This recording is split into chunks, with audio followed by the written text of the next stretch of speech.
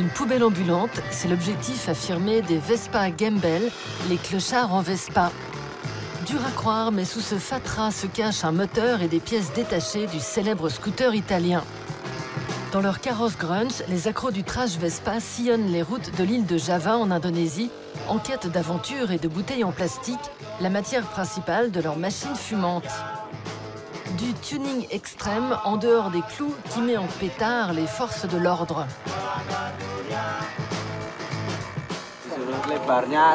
Les policiers m'ont demandé de mesurer la longueur et la largeur de la Vespa.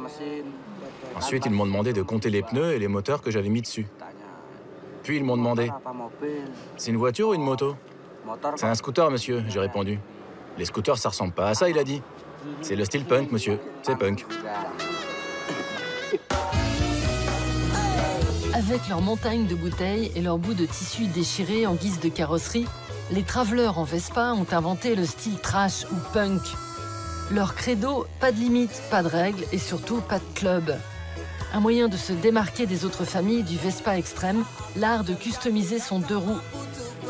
Car en l'espace de 10 ans, l'île de Java a vu exploser le nombre de clubs des bricoleurs de scooters.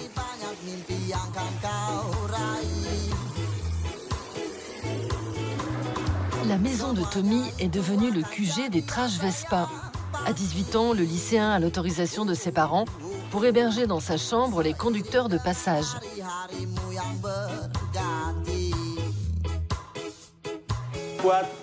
On peut mettre jusqu'à 10 personnes sur ce lit. Si j'ai plus d'invités, ils peuvent aussi dormir dans l'autre chambre. Mais bon, si ceux qui dorment ici sont grands, on dort comme ça. Salut! T'arrives d'où? De dehors. Ah!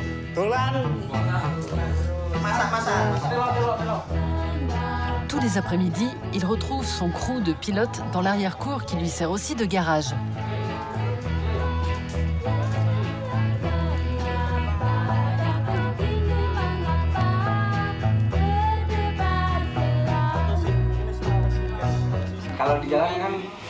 Quand on est sur la route, on n'a pas grand-chose à faire, alors on fait des trucs pour passer le temps, comme se faire des trous dans les oreilles. C'est de l'automutilation. Qui peut bien vouloir faire ça? Avant, j'avais une petite amie. Mais quand ses parents et sa famille ont découvert que je faisais du Vespa extrême, et en plus de style trash, ils l'ont obligé à rompre avec moi. On peut rien faire contre tous les préjugés qu'on nous colle à la peau, nous, les Extreme Boys. C'est comme si, pour les gens, on n'avait pas d'avenir. On est des bons à rien. On fait que des choses mauvaises.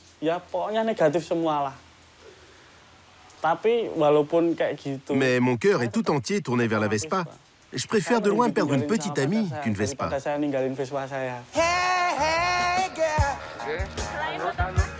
Après l'école, Tommy passe tout son temps libre à peaufiner son petit bijou.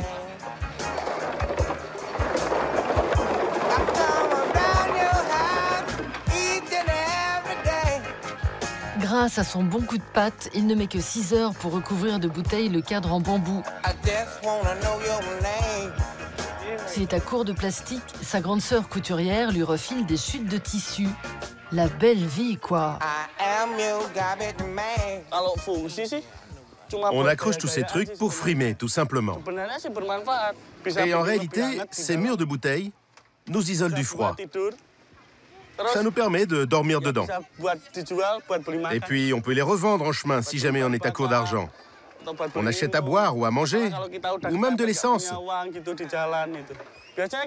Une fois, on en a construit une si grande que le haut de la Vespa s'est retrouvé accroché au câble électrique.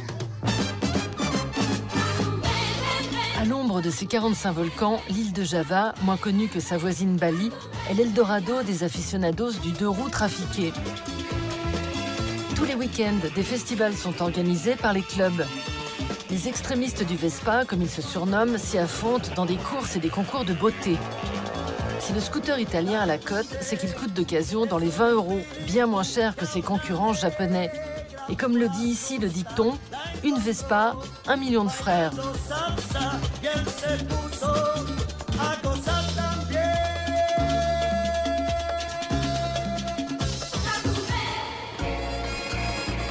À l'est de l'île de Java, la ville de Kediri est connue pour être le fief du style tank. Et le maître en la matière s'appelle Yogi. Bienvenue dans mon atelier. C'est le QG de mon club. À 27 ans, la star du Vespa Tank a déjà 10 ans d'expérience dans la fabrication de scooters au look armé. Pour répondre aux dizaines de commandes qu'il reçoit tous les mois, parfois même de l'étranger, Yogi a formé 3 de ses copains. Quand il n'a pas les mains dans le cambouis, Maître Yogi poste des vidéos de ses créations.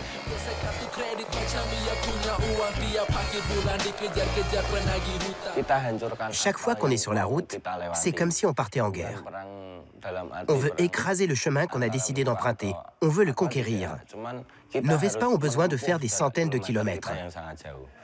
C'est ça la vraie bataille, la guerre. On a besoin de vaincre tous les obstacles qui se dressent. Et la victoire, c'est quand on arrive au rassemblement de Vespa. Née en 1946 sur les décombres de la Deuxième Guerre mondiale, la Vespa, Gep en italien, déboule en Indonésie au milieu des années 60. À l'époque, des soldats indonésiens mandatés par l'ONU sont envoyés au Congo en proie à la guerre civile. À leur retour, ils se voient offrir une Vespa par leur président. Dès la fin des années 50, les modes anglaises s'approprient le scooter italien, symbole d'élégance et de modernité.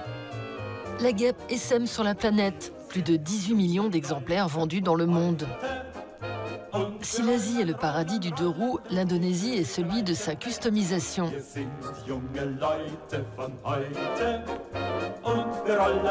Yogi, lui, fabrique des dizaines de Vespa Tank par mois qu'il revend 500 € l'unité.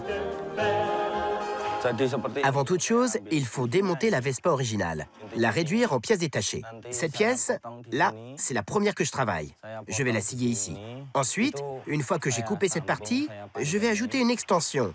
Et ça va ressembler à ça.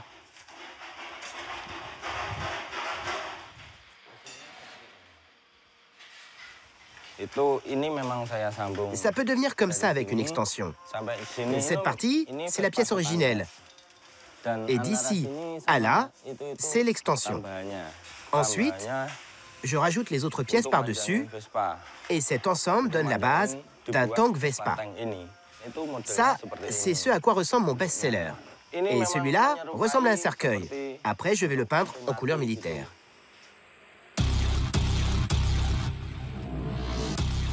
À quelques kilomètres du célèbre temple bouddhique de Borobudur, Yogi et son club organisent ce week-end le Kediri Scooter Festival. 2500 amoureux de la Vespa, venus de tout le pays, ont rendez-vous à l'entrée du stade municipal.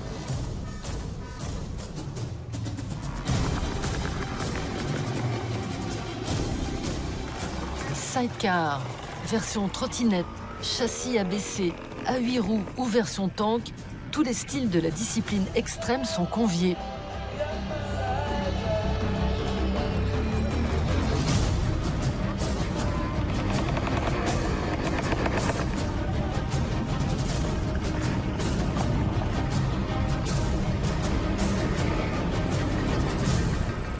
Je l'ai construit moi-même.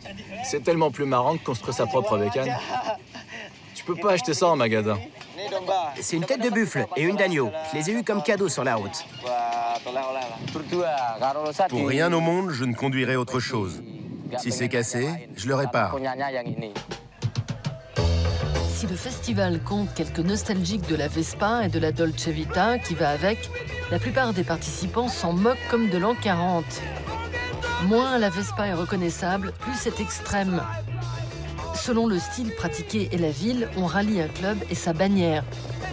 Yogi appartient au Rossok Scooter Jahannam, maudit scooter pourri, dont la devise est « La Vespa nous enseigne la patience, l'humilité et la camaraderie ».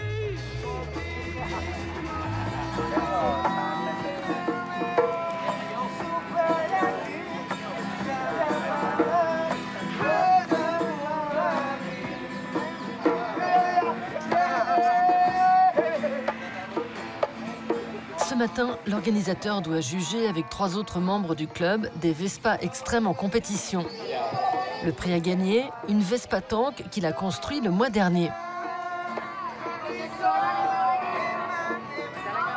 Majalenka dans la place. Là, c'est les extrêmes qui participent au concours.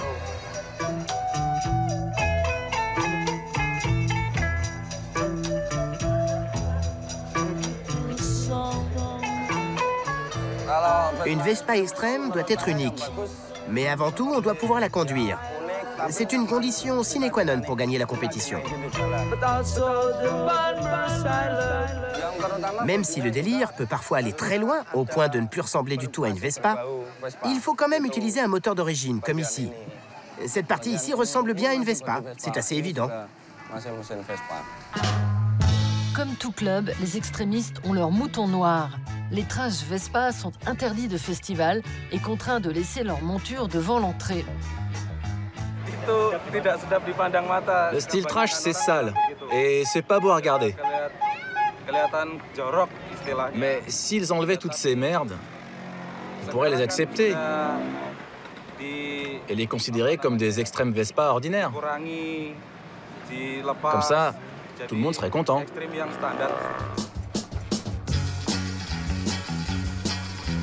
Méprisés par leurs collègues de guidon et chassés par la police, Tommy et sa bande de clochards à deux roues n'ont besoin de personne et ne se fient qu'à la route. Fidèles au rendez-vous, les pannes de moteur rythment leur périple. Parfois, on est obligé de s'arrêter tous les kilomètres. Ça arrive tout le temps. Garez-vous là. Dans ce monde d'hommes, Anna a réussi à se faire une place, même si pour le moment, ce n'est pas elle qui conduit. Je peux les accompagner pendant 4 ou 5 jours. Je dors dans la rue, sur la Vespa. Mes parents sont d'accord. Ça peut sembler bizarre pour certains de voir une fille voilée traîner avec eux, mais de quoi je me mêle? C'est ma vie. Les gens se moquent de nous tout le temps. Ils pensent qu'on n'est qu'une bande de fous furieux. Mais je m'en fiche, c'est notre passion. Ils n'ont aucune idée de ce qu'on ressent quand on conduit ce truc.